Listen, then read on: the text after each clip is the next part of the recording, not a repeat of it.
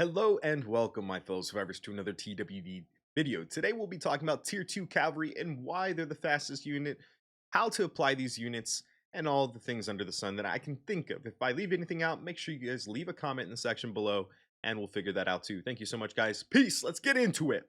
Number one. Okay, guys, so right here I have Tier 10 Cavalries. I found a location that's about 60 seconds away just so we can see how much these Tier 2s actually affect our travel time. So I'll switch these over now. And as you can see, just real quick, it's 1 minute on the bottom right, so it's 60 seconds. And when I switch over to the Tier 2 Cavalry, that's going to be 48 seconds. So that's going to be a 20% increase in movement speed with just the Tier 2 Cavalry. Now, how do we apply this? Number two, application on these seasonal community buildings. Now you can use these tier 2 cavalry units to kill level 24 walkers, level 26 walkers. Now that does get difficult, so depending on your strength in game, how much equipment you have, where your dogs are, your war carts, and everything under the sun, you might not be able to utilize this strategy for your seasonal gameplay, and as the seasons progress, it does get more difficult to utilize this strategy, but definitely between seasons 1 through 4, you can beat these zombies or walkers with just tier 2 cavalry with the right composition and power. All right, number three. Now, another way to utilize this speed is to make sure that before you join last one standing, you have a formation already set out with all your line crews set up similar to mine. My F1, 2, 3, and 4 all have one line crew.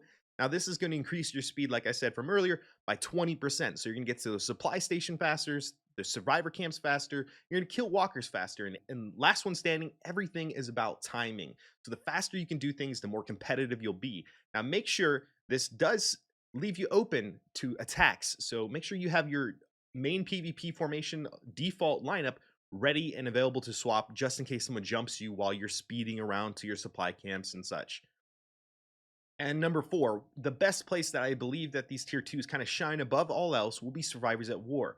So back to our default lineup where we had the line crew set up for just the one, those formations currently for me can defeat those walkers in there. So if you find yourself struggling, being competitive and being able to help your team, one of the things that you can do in Survivors at War is attack only walkers with your F1 through 4. Now, there are some other strategies where you can implement using your main F1 to kind of take buildings and then use your F2, 3, and 4 to get those walkers because they will be traveling at the fastest speeds that they possibly can, and you'll accumulate around 2 to 3.5 million walker points just using those three formations.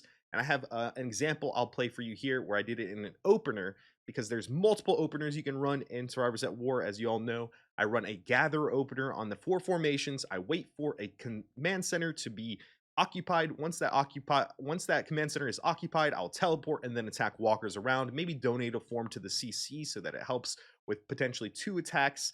There's a lot of different ways to utilize them. Survivors at War is going to be one of the best. All right, so I'm going to show you an application for a good opener in Survivors at War utilizing these tier 2 cavalry units. Now, if you didn't know, you can click this little plus sign, and this will put you at the perfect distance to get your good gatherer opener during this time. So we have about 7 seconds till we start, and I'm zoomed out perfectly enough using that to kind of click on one of these gather stations as fast as I can. So the match starts. All right, the first one comes out. I want to be quick.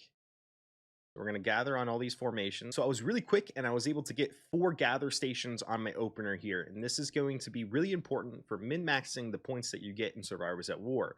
Now, the hopes are from my end here is that my team can take one of these 2 command centers so that I can teleport onto a location, switch to my speed composition with my tier 2 units, and then farm walkers. Now, sometimes you won't get either CC, so depending on how strong the opponent is, that's okay. You're still going to want to leave your units gathering for as long as possible. When they do return back, that's when you're going to go ahead and use your default lineup and switch to speed, and then start getting some of these walkers that are closest to you. Using that spyglass, you'll be able to quickly go through and attack these walkers. All right, so we're in our overhead view here. We are about to flip this CC, so I'm going to teleport immediately to the CC. I'm going to instantly get all the points that I was gathering, switch over to my main speed, activate. I'm going to donate a form here because we want to donate these troops so that when they do get knocked out, potentially there'll be spare formations so that that command center can take potentially 2 attacks. And then I'll send out the other 3 formations to gather or attack these walkers. Attacking these walkers strictly all game is going to be my priority because I'm in a bracket where they're too strong and I don't want to feed kill points. So they did cap the command center in this scenario, and that's okay. That's kind of par for the course. But the thing is that we want to be traveling and utilizing how fast these tier 2 troops are by attacking these zombies. I'll continuously hit my spyglass and look around my town hall and look for the closest walkers to me so that I can farm optimally. Now, if someone else is attacking some of your walkers, it's best just to let them have it and be responsible. Send that formation back. Once it gets teleported like I just did, it's completely fine to just keep going at these walkers. The most important thing during this Survivors at War battle is that you stay focused and determined on killing these walkers, because you will end up with a lot of points if you just stay focused. All right, now we did lose that. I lost 1 point. I was ranked 2 this round, and here's my score breakdown. I did get 661k kills. Now, I did utilize my F1 around my other formations, but I did strictly use my F2, 3, and 4 to get walker kills only. So I got the 2.6 million walker points that went towards the team, which is really good, and the gathering points were at 350k. If you guys remember, we did that opener, so we got an extra 350k on the opener with the gather.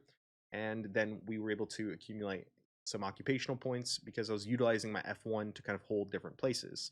Now, this matchup is very difficult for us whenever they have a very strong player. Usually there's just that one strong player, and X is that for us.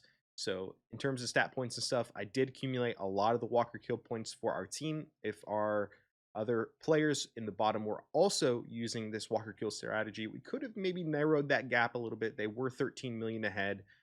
So we did quite well on gathering, but definitely if these players at the bottom here, 1, 2, 3, 4, these 4 players just went walkers, and they were attacking walkers on the far side of the map, they could have yielded an additional probably 2 million walker points in this scenario, just because I was collecting all the closer ones towards the default position. But nonetheless, it's a very good strategy to accumulate points towards your team and not feed any kills towards the enemy team. All right, guys, I know that was a lot of information. I hope you learned a little bit. It's just so much. Sometimes my brain just wants to explode because I just want to share so much with you guys. So thank you so much for watching this video. And I did promise a 5,000 gold spin on the wheel for everybody that commented on my last video, my maxed out Town Hall debunked. So let's go ahead and see who the winner is. Good luck. And thank you so much for commenting, guys. I'll make sure I send that gold out straight away to... Oh, snap! Noah Hassan. So let's go ahead and check out Noah Hassan's comment real quick. Scrolling through here. There he is, Noah Hassan. He's actually in Order 66, so that's really cool. Elite 7, pretty much free-to-play player. I love to give back to you guys. So congrats, Noah. Thank you for all the continued support. You guys have been awesome in the comment section. I couldn't be happier. So thank you so much for watching this video, and I hope to see you guys in the next. You guys want to win another 1,000 gold potentially, then just comment something with anything you want with your in-game ID. You know what I'm saying? Let's just do it like that. Hit it, play it, peace, guys. Thank you so much. Join BrobbenTV, the Discord community today.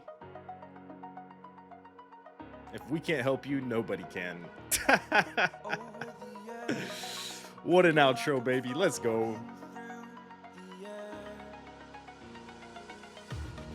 I can't believe you're still here. Go click the links below.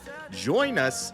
Chat with Order 66, the fearless leader Solvian, Tinka, the Discord master engineer. Been playing TWD forever. All the experts, everybody is there. Go.